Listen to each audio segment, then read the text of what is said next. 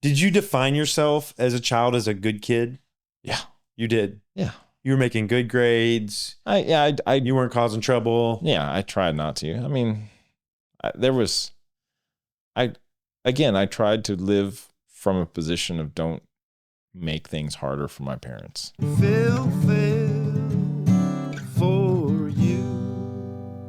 For your parents. Or my life, or just myself, but also just, I knew, like, it's stupid, but like this was a self-limiting problem. I talk about art and not being afraid of creating, but like if I had art supplies, I knew that was an expense. And so then I would put pressure on myself to make sure I did something good with it. Right. So then you'd freeze and not do anything with it at all. And then that's a waste too. So, but I didn't always limit myself, but it's just that thought of like, well, this is precious. I don't want to waste it. I got this toy. I want to take care of it. Mm-hmm. I want to value these things and not, and so the same way at school, like I wasn't great at grades. Like I didn't need to be a straight A student. There was not a pressure in my family. Like I could, and that was something I made sure my kids don't feel either. Yeah. They need to be challenged. They need to do well, but I was a good student and I enjoyed learning until I hit a point where it was difficult due to my interactions with the teachers or just the environment that I was trying to learn in. What kind of interactions did you have with the teachers? Oh, just anything from a teacher teaching something that I thought was wrong, and I'd challenge them and then getting punished for it. Like I would get praise for being artistic, and then that praise from the teacher would bring me negativity from students around me. I loved science. I loved robotics, inventing, art. And so the more I did that in school, the more attention it got, and then worse it was. The bullying. Yeah. Or, just harassment and bullying and violence and whatever. And then, but I also still was adamant when I learned something. If a teacher was teaching something wrong, I was like, why are you teaching us this? Like you're misleading all these people. It was just like a sense of injustice. Like, why are you telling us this? This is not wrong. I know this is not right. You know? And so then I would challenge it and get in trouble. And then through high school too, it was like, when I was struggling with grades and I'd have a teacher that I just didn't get along with, it was just, I still like had a streak of like, I don't agree with this situation. Yeah. You said violence. It struck me. Yeah. Were you beaten up in school? I spent a lot of time finding ways to escape, outrun, and hide from people that wanted to beat you up. Yeah. I was small enough to hide in the tires at the playground in elementary, kindergarten, I could run to the playground and hide inside the smallest tire of the tire buried in the ground play pieces that people couldn't get to me. So I'd spend a lot of time hiding there. And then I got bigger and I couldn't fit. So then I just got faster, or I was more creative about escaping people like trying to hurt me. What the heck? Yeah. So you serious? Yeah. Your whole playground time was spent holed up in a lot of tire? Times. Yeah. Or running from people or hiding from people. Yeah. Yeah. And it wasn't like tag. It was like, this person's going to physically assault me. Yeah. Some kid chasing me or wanting to beat me up or whatever.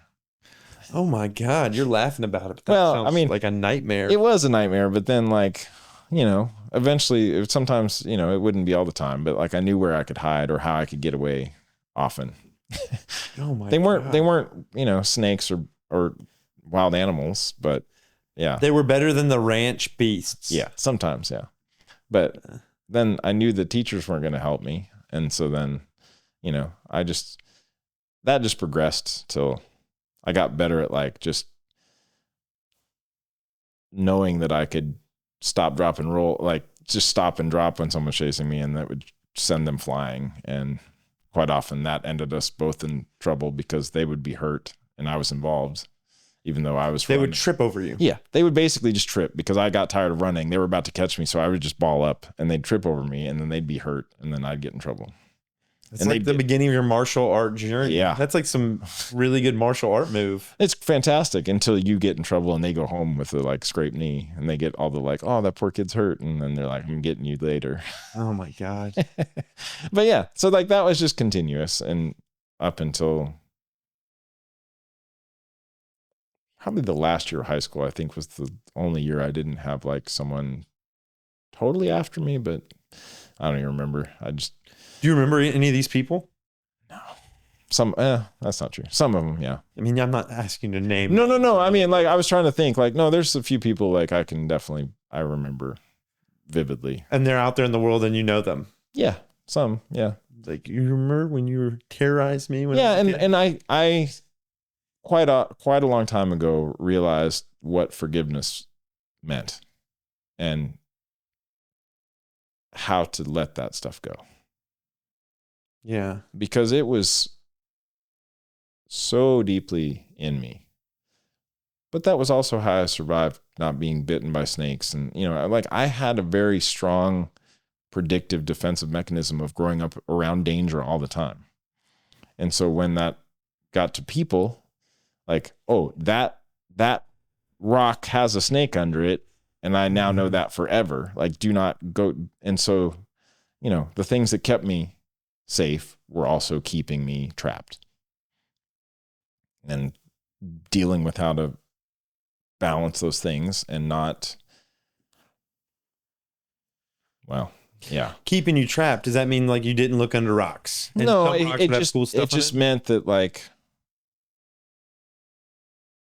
even if the snake was gone and I knew that there was nothing under there, like scared of rocks. it would still carry with me, right? Yeah. Or you build a distrust because you know that that's a possible danger. Yeah. And so then that carries over to people. And then you have those memories that are like self-reinforcing. They've forgotten 10 years later. They don't remember what they were doing. Yeah. They didn't know they were being terrible monsters to me in my mind. And I've kept them as terrible monsters the whole time. I'm like, I'm tired of carrying this stuff around. Yeah. Removing the shrapnel. And you didn't tell your mom or dad about all this stuff? I did sometimes, but it was like, well, that added burden. Or what were they going to do? Quite often it was like, they can't do anything.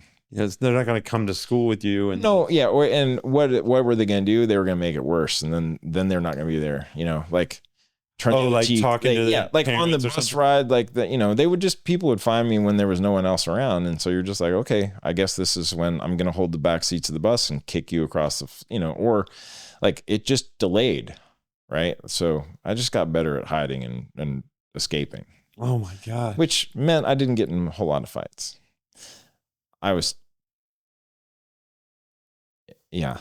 quite often narrowly missing them. Yeah. How does that?